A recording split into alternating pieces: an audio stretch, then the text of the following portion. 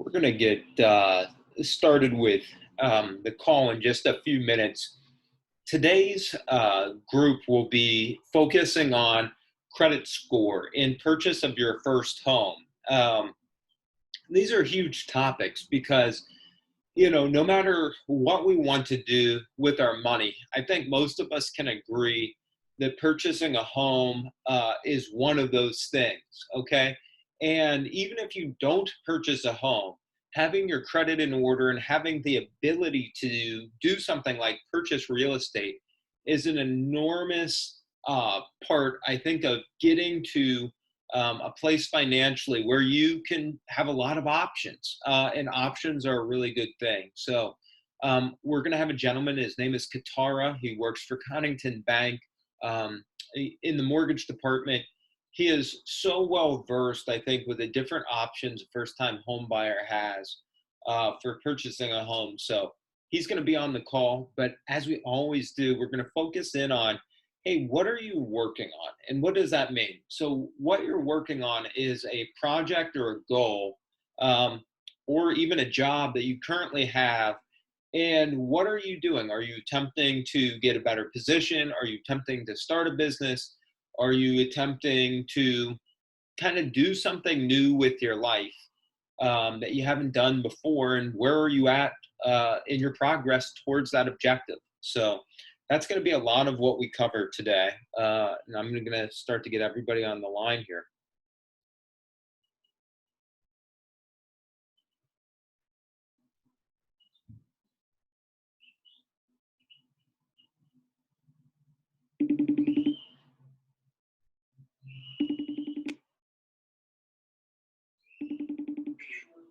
Hey, Bria. Hello. Hey, I'm going to start to add some of these other folks on the line. I'm glad you're with us today. Okay.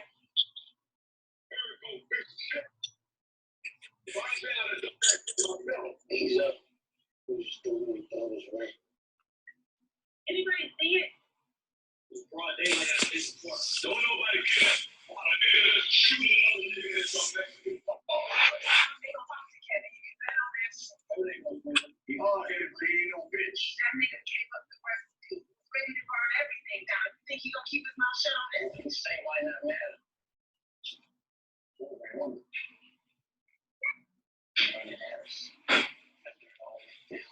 DEA.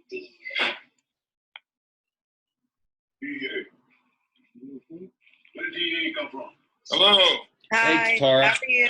Hey, is that Zach? Yep, it's me. I'm sorry. Hey, Zach, how you doing? I'm well, Katara. I'm just trying to plug Crystal and a few of our other women into the group, and then we'll get rolling. All right. I hope you guys can hear me okay. Yeah. Bria, can you Yes. hear? Okay, good. Yeah, I can hear both of you good. Awesome. Looks like everybody has quality Wi-Fi here.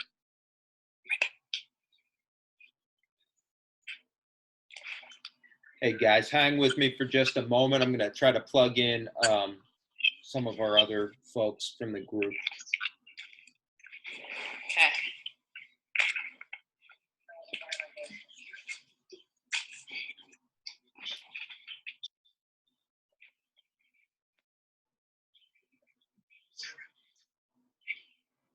Oh.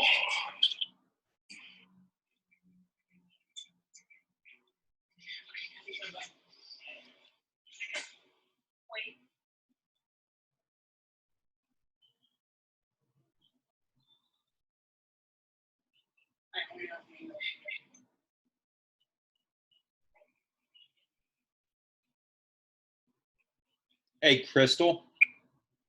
Yes. Hey, okay. I didn't realize you were on the call. Yes.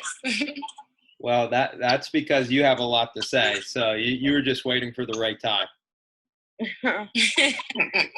Hey, Sydney, are you on the call?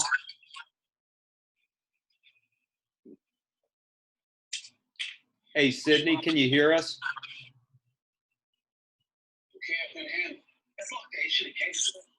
All right. Well, listen, we're going to get going. Crystal, thanks. Bria, thank you. Hey, Katara, just so you know, and Bria and Crystal were they may have watched the other call, but they weren't on that call. Whoops, sorry guys. But what we like to do before we kind of get into everything is go around and kind of say what you're working on. What extra project are you working on? What are you working on at work maybe? How are you moving towards a goal that can get you towards financial freedom or just an improved quality of life? I'm going to kick off. And then Bria, if you would go next, and then Crystal, if you would go, that'd be awesome. And then Qatar, if you want to even go, that's fine. And then we're going to jump in to why Qatar is going to join us on this phone call after we go through this. So everybody, I touched on this last week. I'm working on a project that will allow our 22 plus program to be available in the state of California.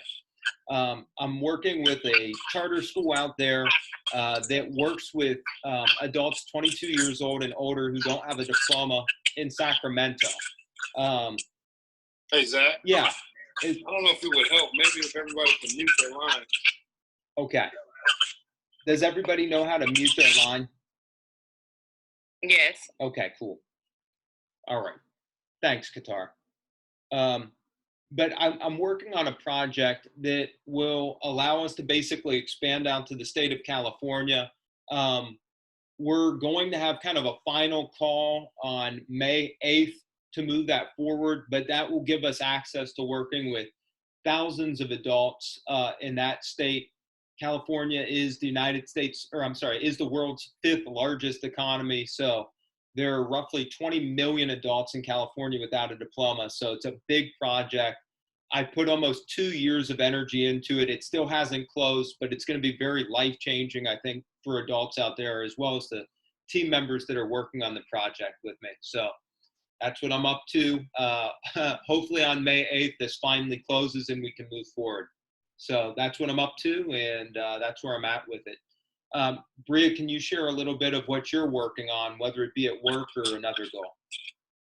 I work for Fifth Third. We are the warehouse, or we do the processing for taxes. So that's what I do during the week. Other than that, I'm working on my credit to get my credit up because I want to buy my first house, my first home for my kids. So that's really what I'm doing at this point. Excuse me. And I actually got somewhere with that, Zach. I did the first premiere and I got approved. So Yes. I'm waiting for that in the mail. But that's just I'm gonna leave that to be like my gas card. Yeah. Because the interest is high, of course, because my credit is, So I'm just gonna make it my gas card. So Bria, I want to brag about you a little bit more. You're presently working at Fifth Third. When will you have the opportunity to jump up to the $18.50 level? Like, when would that happen? Typically, anybody that starts at a temp, they typically are there for a year. Okay. So I've been there since March? Yeah. Or no, February, the end of February. Okay. So maybe around next year, February, then, or I could be earlier. But Sure. I mean, I know a few girls that's been there, and they didn't get hired on until after a year. So. Hey, no problem. I just wanted to put that out there. You're making good money now. You just got the first Premier card. You have another retail credit card that you were approved for, and your credit score is like fairly close to that 680 mark. We're pushing hard to get it up to that level. Yeah.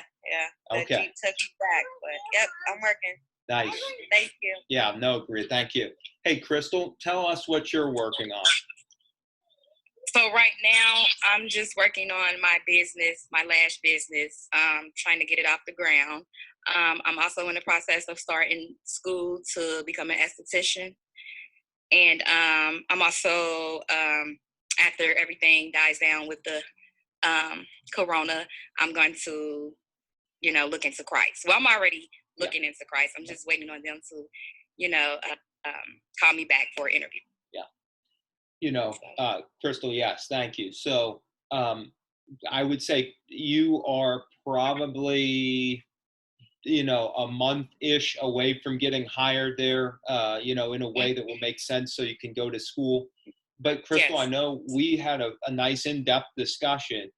it's not a dream to have this lash business. I mean, you're currently doing it. You're charging people about $70 to do this, between $70 to $100.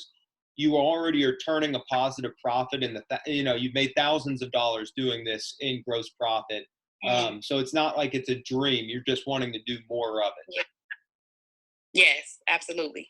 So, and again, just to brag about Crystal a touch, she did have to spend some money to get this business started. She had to get a special type of lighting system, a special type of chair, a bed, kits to put these lashes on. Essentially, she's paid for all her startup costs. She knows exactly how much material costs go into each time she does this for somebody. And she knows what her profit levels are on every single person. She's now going to probably work with me. We're going to do some paid Facebook and Instagram advertising so she can work with clientele on a more regular basis. She's doing a wonderful job. Every minute of her time's profitable, but we just want her to be able to turn that faucet on when she wants to. So, Crystal, congrats. Yes. Good job. Thank you. Sure. All right. Katara, can you tell us a little bit about yourself and what you're working on, and then maybe hop into our topic of conversation for today? Yeah, so first name is Katara, last name is Relaford. Grew up in Corryville. The reason I'm saying it, I think you guys know where Corryville is. Went to Woodward High School. So regular kid, grew up in the neighborhood. Always had a dream of being a banker for some reason. My mom used to take me to the bank on the corner of Vernon and Mellish Avenue. And I wanted to wear a suit and be on the platform. That was as far as I went. Right. Mentally, as far as a bank is concerned. But that started my quest to be a banker and pushed me through college and all of that. And so this has been really cool so far, listening to what you guys are working on. I'm working on some stuff too. It's funny you guys are talking about Facebook and all this other stuff. I'm a little older. I don't know if you can tell, but I got a few gray hairs. And so I'm learning about social media marketing and search engine optimization as it pertains to this younger core of folks that are interested in buying a home. And how do I leverage my business to be accessible to those folks? And so know a lot of things. Been around for a long time, but if I can't find the people that need to know what I know, then my business will suffer. And I think the key to that is finding them through social media. I mean, I think in the space that I like to work in, which is the first-time home buyer space, with less sophisticated buyers, I think social media is one of the best places to try to meet them. And so it's been eye-opening. I didn't realize how far behind the curve I was and how much I was doing business like they did business 25, 30 years ago. And so, I mean, when you think about target marketing, you think about being able to drop an ad in front of someone that is searching for exactly what you're looking for at the minute they're searching for it, that just blows my mind. And so that's what I'm working on. Yeah, that's very cool, Katara. And that's what Crystal and myself had a conversation about. How do you not spit it out to, 100,000 people? How do you maybe target your ad to 150 people that live very close to where you live, that have some of the shared interests? How do you, and we talked about it, it's so funny. No one wants to be profiled, but how do we build a profile who these folks are, and how do we drive it right to their eyeball? And, we're going to get together, but it's like, how do you design a thumb stopping ad that with all the noise that goes through somebody's feed, it stops their thumb? So no, we're on that level. Crystal, do you remember what LTV stands for? LTV? Yeah. Yeah. I forgot. Life. Lifetime. What's the V? Lifetime. Tell me again. I promise I won't forget. Lifetime value. Yeah, lifetime value. So we talked about, just so no one else gets bored with our conversation, but we talked about unit economics, or what's the cost of one customer. So we figured that out. We talked about cost of acquisition. What does it cost on Facebook or Instagram to acquire that customer? And then what's their LTV? So Crystal, and again, not to diminish your numbers, but you've worked with maybe 10 to 12 clients, but you've seen each of those clients 5 or 6 times after their first visit, right? Yes. It's really important. Like, we can quantify an LTV is it's going to be a 5 visit minimum. So, I mean, we've done all these numbers, Qatar. Congratulations. No, I think that's cool. You know, I don't know if people spend enough time on the psychology of sales. And so if you really think about the psychology of sales and you think about what pulls that dollar or pushes that dollar out of a person's hand or pocket, you start to kind of drill down to some of the granular things that you guys are drilling down to. So I would tell you, I think it's great, but I would tell you also, don't forget about the impulse of buying too. I mean, I always think about, you know, ladies in a beauty salon, and I think about it's a cash business, and they tend to have, you know, they have some cash, some disposable cash left over in that transaction because it's a cash transaction. So I'm always curious to see how that beauty salon owner or whoever the case may be can get those $5 to $10 out of each person's pocket during that visit. Selling tweezers. Right. Well, selling tweezers, chicken salad sandwiches, that great cake that Miss Mary makes that you can't get anywhere but at the beauty salon when she brings it over. All those things are impulse buys, but it bends into the psychology. So to me, it's just fun. I've been in sales for 30 years, so it's just really fun. Yeah. Think about it. Yeah. Awesome, Qatar. Appreciate it. I know we didn't bring you on to talk about, you know, SEO optimization and, you know, targeted ads. I want to be a part of the club, so it's cool. I'm good. We'll talk Thursday. Exactly. All right. That's right. I need some advice. You know, I don't know everything. But to segue into what Jack was talking about and kind of how, you know, what I do for a living, obviously, is help people buy homes. But the perfect segue is credit, because everything that you guys are doing and everything we're talking about, credit is a main thread as to how these doors are going to be opened up. You know, I don't know if you've ever heard this or not, but credit determines your standard of living. Right. It really does. If you really think about it, it determines how much you pay for money. It determines where you get to stay. It determines what you get access to. And so the more so it's kind of like, okay, so if I can absorb that, then, okay, fair. Then how do I learn that game? You know, and it's just like any game. How do you learn how to play football? You gotta know the rules of the game before you can excel at the game, in my opinion. So I want you guys to write down this website. It's called MyFICO, MyFICO.com. MyFICO is a website that teaches you about credit, okay? It'll help you understand what your credit score really is. And so I don't know, just to give you an idea of what your credit score really is, your credit score goes from, I don't know, and Zach, correct me if I'm wrong, because I may have my numbers wrong, but it goes from maybe 400 to 850. Yeah, I think give or take, Qatar, because I know that most of our folks start out in the 550 range, and that's a challenge. But yeah.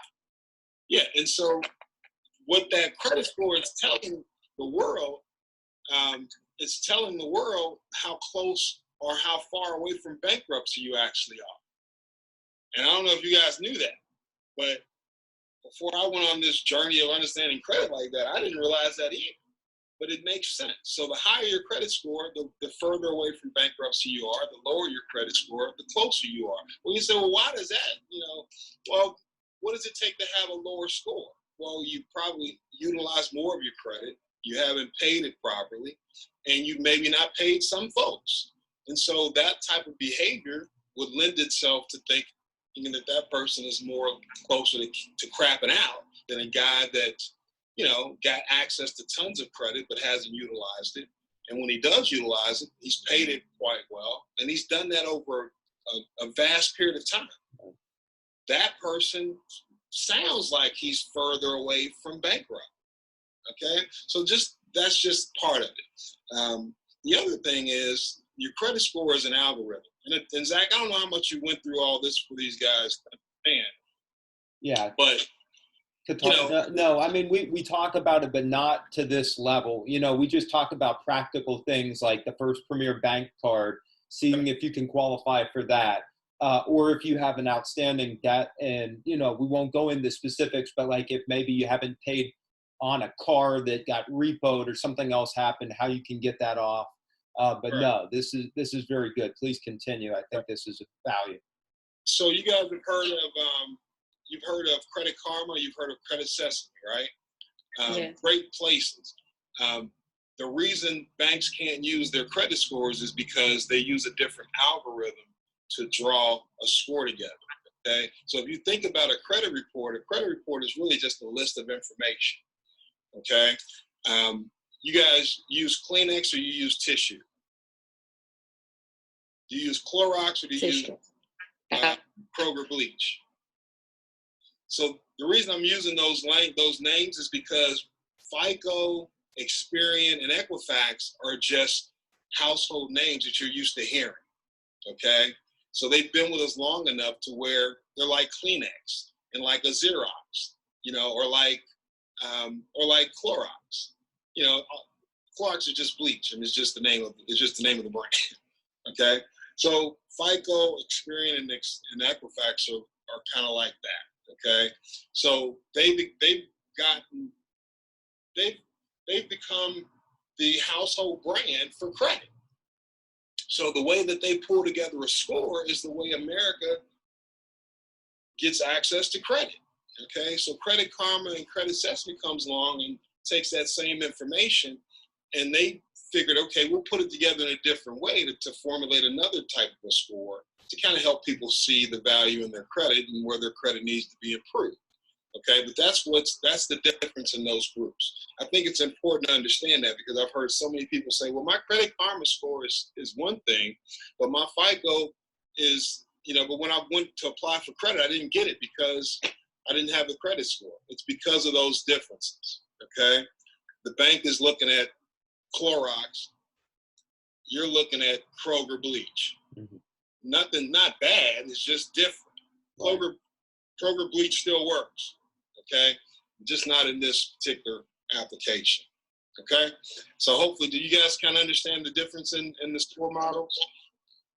Hey, so Qatar, just for clarity, Credit Karma can give you a good indication, but it's not the full picture. Like the bank's going to look at because Credit Karma just is the score. It doesn't look at how much household income you have. It doesn't look at how long you've worked at a particular job. It just looks at the raw credit score and none of those other factors. Right. And to be quite honest, I'm not sure the other factors. FICO doesn't care how long you've lived at your place either. Okay. They just care that you paid that bill on time for 5 years. I see. The other thing that happened years ago, and the other thing is too, the credit model changes, okay? It doesn't stay the same. So one of the iterations that happened a few years ago is they started using utilization as a part of the credit score. Before, and Zach, you might remember this, before, they didn't use utilization. Right. When I talk about utilization, I'm talking about if you've got a $1,000 limit on the card, okay? The minute you go past a certain threshold of usage of that card, starts to impact your credit. That threshold right now is 30%. Okay, so each individual card you have, if you're above 30% utilization on that card, you're not going to maximize the credit that you could from that card. Okay, so that's another thing. One other thing that just recently changed. Two things that recently changed. Medical collections, they don't beat you up as bad as they used to. Okay, and then the other thing is that you guys you see these commercials with Experian and talking about Boost, and you can put your utilities on your credit report and you can boost your credit based on other factors. Okay, sounds new, but it's actually not really new. But it's just another way to try to encourage people. Really, it's another way to really measure your credit worthiness. Because to be quite honest, I would not want my utility bill on my credit report because in Ohio, with the way the seasons are, most people's utility bills aren't paid as great as they probably could be. So it's probably not going to help you. Okay. So anyway, so that's just a little detour down, you know, a deep dive into credit, but that's kind of how credit is constructed. Okay. Most people could care less. And I'm not saying you need to be an expert. Okay. But if you're going to enjoy watching a football game, you probably want to know that they get 4 tries to score a touchdown or get a first down, or they got to give the ball over to the other team. So just a baseline of rules, just so you can kind of understand the picture of what's going on. Okay. So that brings me to the next point. When it comes to buying your first home, and I think it's Bria, right? And for Crystal too, and even maybe even more for Crystal too, because I think you're self-employed. You want to be self-employed. Your credit as a first-time home buyer is probably more key than you having a ton of capital. Specifically being a first-time home buyer, you know, because there's so many programs out there that gives you access to money, but none of that matters if you don't have the credit score, if you're not credit worthy enough in order to get access to it. So if I had to choose, if I was a person buying my first home, Bria, if I had to choose between having a 700 credit score and having $4,000 in the bank saved up for my down payment, I would much rather have the 700 credit score. Okay, because I can get you access to all the money I need to get you into that house pretty much without any help, okay? With some help from some other places, but without any of your own money, okay? The second thing I would say is, and I'm kind of looking at this kind of as a usury kind of a way, you know? The second most important thing is having a little bit of reserves. And here's what I mean. I had a girl that bought a house. She had $500 in her checking account and she had $900 in her 401k. That $900 in the 401k made a difference. The reason I'm saying it to you, and I know you guys may not be to the point of putting a little bit of money in your 401k. That's not the point I'm making. The point I'm making is that it was a little bit of money, okay? And so just a little bit of reserves can make the difference for you. So between a credit score, having some reserves, and having no cash for down payment is a better formula than having a 550 credit score, $4,000 in the bank for down payment, and $2,000 in a 401k.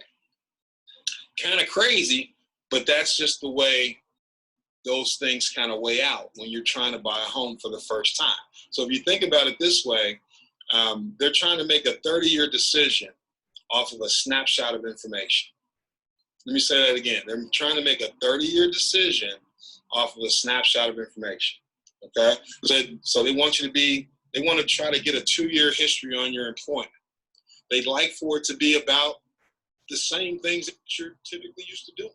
They would rather not see you move around over those 2 years. I mean, you can do the same type of work, you know, and move around, but they'd rather not see you be, you know, a server for 3 months, work at Kroger's bagging for 4 months, you know, all of those things, okay? And it could be whether and that doesn't matter of your type of job. You could be a white collar manager at Best Buy and decide that you're going to go and do property management, and it still would be a problem. Okay, so the job has nothing to do with it. It's consistency of what you do. Okay, so just drill into the consistency. So you can bag groceries. You can work at Kroger's for 5 years. I love that. Perfect. Okay, you lived in this place for 5 years. You lived with your mom or with your grandmother for 5 years. Love that. Okay, so looking for at least 2 years residential history, 2 years employment history, a little bit of a decent credit score. When I say decent credit score, guys, if you can get to, and let me back up too. for mortgage, we pull all three repositories, we pull all three credit scores. So we're going to pull TransUnion, Equifax, and Experian. We're going to throw out the top score. We're going to throw out the bottom score. We're going to use that middle score.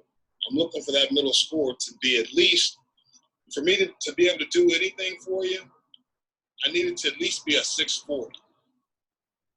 It can be lower than that, and we can still get the deal done. But if you're at least 640, okay, I can get you access to 5% down payment assistance. Okay, it's a 3% down product. So stay with me. So 3% of that 5% is going to cover the down payment. The other 2% is going to go towards closing costs. Then you're going to get your realtor to negotiate some closing costs being paid by the seller. That's how you're going to get to the closing table with no money out of your pocket, by being a first-time home buyer.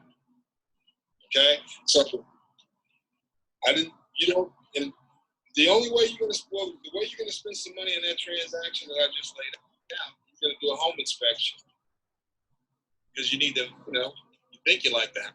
You want to make sure someone looks at the house to see if it's up to snuff like you hope it is.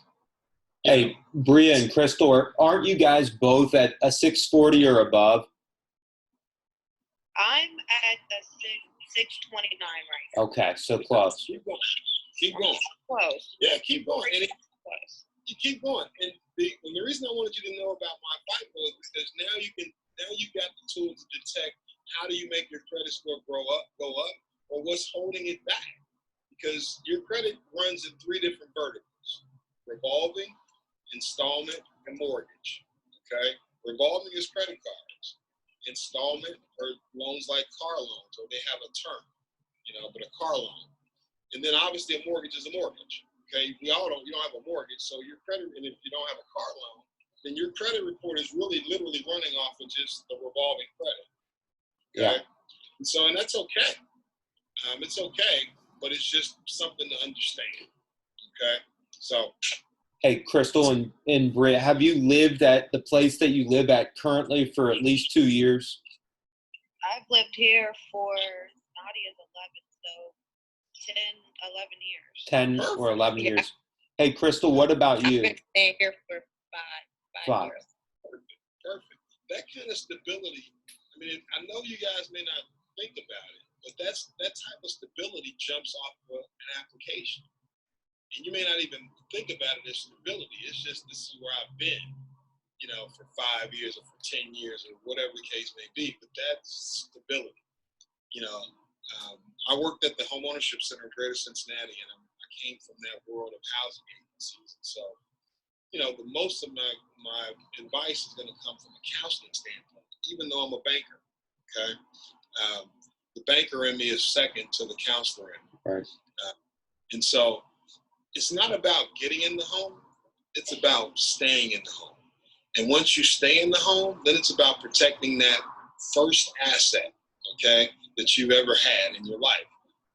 I'm trying to think of, there's a term that we used to talk about at the housing agency. It's your first appreciating asset, okay? A car is an asset, but it's a depreciating asset.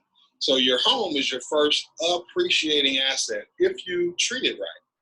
Meaning you pay the mortgage, obviously, but take care of the property itself with maintenance. Deferred maintenance is one of the biggest things that that tanks your asset once you get it. And so, like I said, getting it is one thing, but holding on to it, that's a challenge. And so that's where Zach comes in, because all these things that you guys are doing will help you, have the trajectory you need to hold on to the home, and maybe buy the next home. Buy the next one, the next one. So, Qatar, just on a recap, a 640 credit score, obviously above would be nice. 2 years of residential, like a residential track record, preferably in the same place. Sounds like both of them have in excess of that. How long at the same job, ideally? 2 years. 2 years, same profession or same job. At least 2 years. Okay? The stronger the score, sometimes you can pull that back down to a year. Mm-hmm. I've seen people go FHA that, they're a nurse and they've been a nurse for a year. So it depends on kind of that too. Some of those hero jobs, first responders, nurses, teachers, firefighters, police. Yeah. You get away with a little less time. Yeah. Just to give you some context with these ladies specifically, Bria came out of the like hospitality food service world, and she'll be the first one probably to tell you this. She had a way of moving up both in pay and responsibility. She left that space that she worked at. Bria, 10 years, is that right, in that space, the food service spot? Yeah. Okay. She left it. I was at Frisch's for 7. 7. But yeah. Which one were you at? Or what location? At Norwood? Okay. What's the girl? I can see her name. She always wore her hair in a tight bun, but her customer service was impeccable. She was in the. I could see her face because I used to talk to her all the time. And there's a reason I'm telling you this. I work for a bank, and I remember this girl because of customer service. I recruited her. Literally. Okay. Yeah, recruited her. So anytime you're ready to do something different than what you're doing, just let me know. You could definitely do something different because she paid attention to details, and she did it in a professional way all the time. And you knew what the product that you were going to get. It reminded me of Chick-fil-A sometimes. I know it's funny, but I know you guys all know about Chick-fil-A customer service, right? Right. Yeah. Bria, do you know who this is that he's referencing? I think it's Angie. Is it Angie? She always had the part of the dining room over there by the window. When you first walk in, and it's She was a server? Yeah, she was a server. But she was like one of them. I don't know. She was there for a long time, and she left maybe a few years ago to take another job that she was, offered by working as a service. Which, if she was on day shift, I don't know.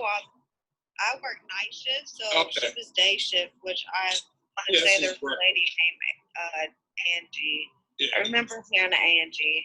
She's an older black woman. No, this lady's a white lady. This is a younger white lady. Yeah. Oh, I don't know. I don't know who that one was. Yeah. Well, anyway, she made an impression to the point where I always went to that Norwood, and if she was there, I always asked for her. And so you just never know who's going to come through a Frisch's, man. Hey, no, that's very true. You never know who you're going to meet. But Bria, you also got your job at Fifth Third because the person that hired you had a food service background, and the person understood the type of work ethic it took. Yep. That's awesome. Yeah. So, is it okay? Yeah, go ahead, Qatar. I'm sorry. No, I was going to say, beyond that, it really becomes more about a dance of products. Okay, so once a banker like myself looks at your credit and looks at your application, then it's a matter of figuring out which product, you can fit into to get you through the finish line. And so I don't think it makes sense I don't think you need to try to memorize products. I think the biggest thing to take away is, okay, if I got a little bit of savings that I've been holding on to, saying I want to buy a home, but my credit's suffering, I would much rather you take that money and work on the credit. Okay, you'd be better served that way. Okay, if you guys are earned income tax folks, if you're getting those types of tax returns, at the beginning of the year, where you get a lump sum of money injected into your cash flow for the year, take advantage of it. I would much rather see you not hold on to the money. I'd rather see you have great credit if your goal is to buy a home. And that's 1 to 4 units, that too. Okay, so it's not. So you could buy a 4-unit building, live in 1 unit, and rent out 3 units. And who's to say you can't do that? You can do that as a first-time home buyer with the same down payment strategy that I told you about before. Okay, I've done that a few times with folks. Qatar, Okay?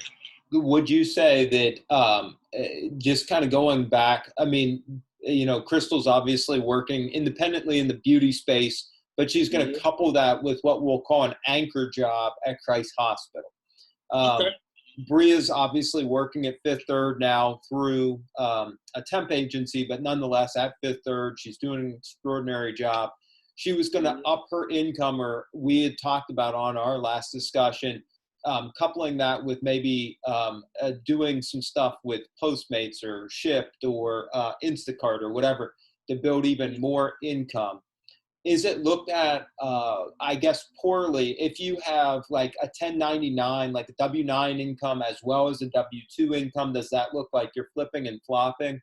Not Yeah, at all. I think, not to cut you off, not at Sure. all, but you just have to be doing it for a certain number of years before it's going to be counted, I see. on the application. So if you haven't been doing it for 2 years, I'm not saying don't do it. The money's great. Keep doing it for the money because you can use it to build reserves. But we may not be able to use it as qualifying. Okay.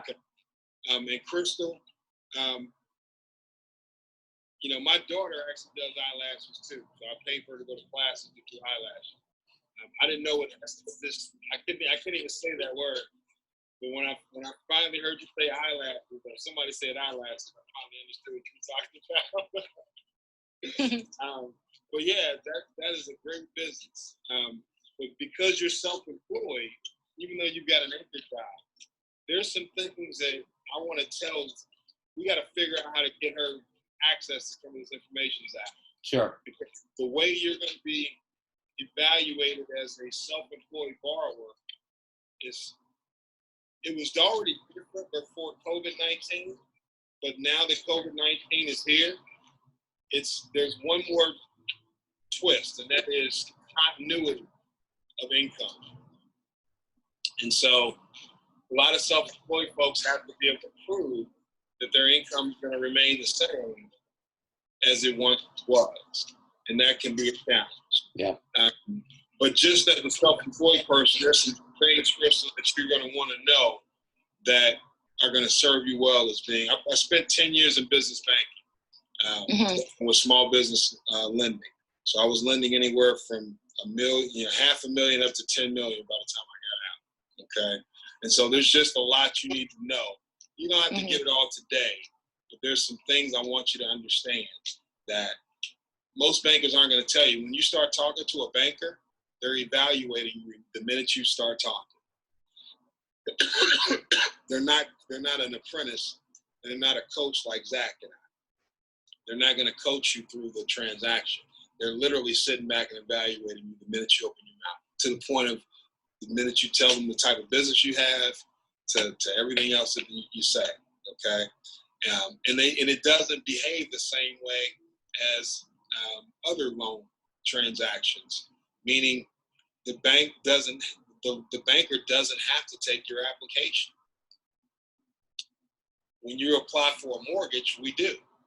But when you're talking to a banker about a business loan, not every banker is going to pull out a piece of paper and start taking your application, because it doesn't work that way. So they literally listen to you, believe in what you're saying, and then they've got to do a write-up. So they've got to present you to the bank. So anyway, so just something to know. I'm excited for you both. Okay, I think I've got twin daughters. Okay, so I'm used to talking to two females that are going in two different directions, trying to get to the same place. Okay, and so I love the way both of you guys are going about it. I think you both can get there, and I wholeheartedly believe that. If I didn't, I wouldn't tell you that. I would help you self-discover that you need to do something different. But I do. I think both of the ways that you guys are going. I've got a daughter that bought a home at 19. She has a bakery business. Yeah, has a bakery business. She's a full-time college student at IUPUI. I've got another kid that is both of them on academic scholarships too. Got one at Purdue. She's majoring in public relations. So I get it. I'm proud of you guys. So I'm old enough to say it. You're welcome. Anything I can do, you guys let me know. Zach can give you my number, and I'll be as much of a resource for you as I can. And maybe you guys will have me back. So. Yeah. Thanks. Yeah. No, ladies, what did you think? I think it was a lot of information. It was beautiful. Yes. I know where I know I have work to do, but I know what a goal is. Yeah. I'm thinking I gotta be at 700, and I know that I'm very close to being somewhere closer to Just saw Kitty my walk bank. Hey, Sure. mom life. Mom life. Yeah.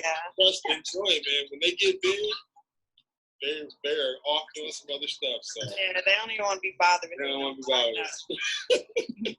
Hey, Qatar, would you recommend these guys work with Andrew Waters at the Home Buyers Association to do the letters to the creditor to get anything wiped off that credit score that may be a hindrance that can be taken off? Oh yeah, definitely. You work with them because they're not going to charge you anything. You don't need to pay anyone to repair your credit. Don't ever pay anybody to repair your credit. You don't need to. And who is it again? Who did you say that? Andrew Waters. Yeah, Andrew Waters at the Home Buyers Association. I know, Qatar, you mentioned My FICO earlier. I'm going to put that in a text thread to you all, as well as how to do this. And it does cost $50, not so much for the credit write-up, but just the coaching time he's going to take with you. Yeah, I used to work there. They do long-term counseling. And, you know, they're not getting rich off your $50. It doesn't even cover the cost of their salaries combined. So I'm glad to see that they're charging a little something really to hold people accountable for the service. Yeah. But yeah, they're good places. Definitely. So, you know, guys, in sum here, I'm going to put up the resources. I think not only Crystal and Bria, I know you guys are on the line right this second, but also this is on Zoom being recorded. I'm going to put it on YouTube and put it into our chat thread. So, Kayri and now you know. You're looking good. Your camera ready. All right. But yeah, nonetheless, the reason I'm recording it is so Kayri and Sydney can also see it, who are a part of this group. I do think this is about empowerment, guys. One last thing I was going to ask. So the letters from Waters are a big to-do to wipe this stuff off the credit score. But I know Bria got that first Premier Bank card. Is that a good starting? I know you were nodding earlier. Is that a good thing to do? Yeah, so what happened, Bria, what you don't realize is by you just getting that card, you got to jump in your credit score by just getting the card. Because now you've got access to more credit than you did once before, okay? And so now what you've got to do is take that punch of that $125, $150 worth of fees that they put on there when they give you a card, okay? Take the punch. Don't worry about, I heard you say something about the interest rate. Proud of you to be thinking about interest rate. But right now, don't worry about interest rate, okay? Because at the end of the day, you're not going to spend enough in interest dollars on that card to really start worrying about interest rates. But what I don't want you to do is, I don't want you to do this. I don't want you to think that you've got to carry a balance or to get into debt in order to build your credit score. Those two things are mutually exclusive. You don't have to do one to do the other, okay? Here's what I mean. You want to keep that utilization low, okay, below 30%. And you mentioned using it as a gas card. I'm okay with you doing that. As long as you're going to be disciplined to put the gas money away, like you would have put in the tank, put it away and actually take it and pay down the card at the end of the month, okay? If you're not going to be disciplined enough to do that, and it's okay if you're not, okay? But if you're not going to be disciplined enough to do that, then I would rather see you focus on utilization, okay? Not turning the card every month, okay? But focus on keeping that utilization low. So if you go above 30%, fine, but get it back down below 30%, okay? And play that game, okay? Versus thinking that you've got to do it, do something every month to show credit worthiness. You really don't. Okay. Okay? Good. Hey, Crystal, didn't you tell me you have like a retail credit card as well? No, I don't. Okay, no credit cards, period. No. Okay. I want you to apply for some too, because as it stands, if you don't have a mortgage, which I know you don't, we've got nothing coming in that category. Do you have a car loan? Yeah. No. No car loan. Do you have any credit cards? No credit cards. No, Right. and I actually filed bankruptcy last year too. That's okay, and it happens to the best of us. So don't beat yourself up over that. But what you got to concentrate on doing is now you cannot make a misstep. Mm-hmm. You got to learn from the past. Yes. Okay. So you got to get back on the horse. Yes. Meaning you got to go reestablish some credit. So this week, Mm-hmm. I want you to apply for 2 credit cards. Okay. Okay. The one that you apply for, My Premier, but then I also want you to apply for Credit One Bank. Credit One. Okay. The reason I want you to apply for that card is it's going to behave the same way My Premier does. Okay. But what they don't tell you is that if you make more than the minimum payment on the first payment, then they'll immediately increase your credit limit. Okay. On that card. Okay. And if you pay it on time for 6 months, then they'll typically give you access to another card. Okay. Now, I only want you to get a couple of cards. I don't want you guys to have buku cards. You don't need to. Okay. We're looking for about 4 trade lines. Okay. And you don't even need to have a number of trade lines in order to get a mortgage anymore. It used to be where they wanted you to have, 3 or 4 trade lines.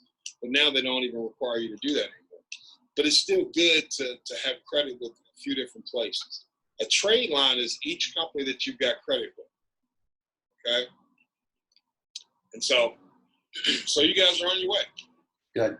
Okay? So those 2 credit cards, I'm sorry, I know the one is called First Premier. What's the other one, Katara? I'm sorry. Credit One. Credit One. Okay. Credit One Bank. And you can do all this from your cell phone, and you'll be approved or denied in 30 seconds. Okay. Okay. So those 2 guys, I'm going to encourage you to get with Waters to do the deeper individual credit review, get those letters to the creditors, get stuff wiped off if you can. And then Katara, the other thing is trying to stay in the same job for optimally 2 years. But let's say you have money saved. Let's say you have your credit score to 640 or above. You've not maybe been in the same job, but you have a 10-year work history. You have at least 2 years in the same residence. Are you ready to apply then if you've checked all those boxes? Yeah. I mean, if you've been in customer service and like Bria was saying, she's been in customer service forever. Right. I mean, I don't care if you've been in customer service and worked at 3 different jobs. If it made sense that you went to the next job and you've been in customer service, then I'm cool with it.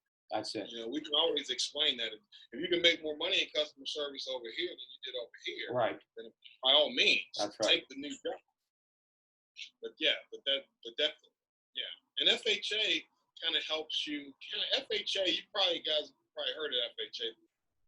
FHA is one of these programs where you don't have to be great at everything. You can just have a fairly decent picture overall, but you don't have to have 15 years on the job or 15 years, in the residence. But if you've got good time on the job and good time in the residence and some other things, all those things in totality can make you a good credit bureau. Hey, just one last thing. What's kind of an ideal amount? I know this would be different depending on how expensive the house is, but what is an ideal amount of saved cash that isn't going towards monthly bills, but like just stored money, to put towards any expenses you would need? Do you have a number that's a good target for saving up? Yeah, if you can have 2 months of mortgage payment. Some programs want you to have 6 months. If you want to buy a 4-unit and you've never done that before, they want you to have 6 months of mortgage payment. I like to see you have 2 or 3 months of mortgage payments. So PITI, principal, interest, taxes, and insurance. Okay, if your mortgage payment is going to be $800, I'd like to see you have $1,600. Okay, that's great. If you don't, not the end of the world. Okay, not the end of the world.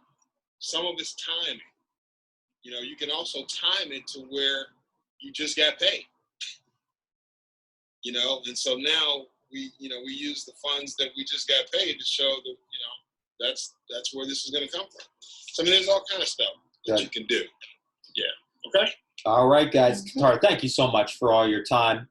Crystal, Bria, thank you guys for joining on live here. I'm going to text everybody those resources that we discussed in the thread, okay? All right. Okay. All right. All right. Yes. Thank you. See you See you later. guys. Thank you. Bye. All right. Bye, everyone. And that is the end of the group for this week. Thank you, everybody.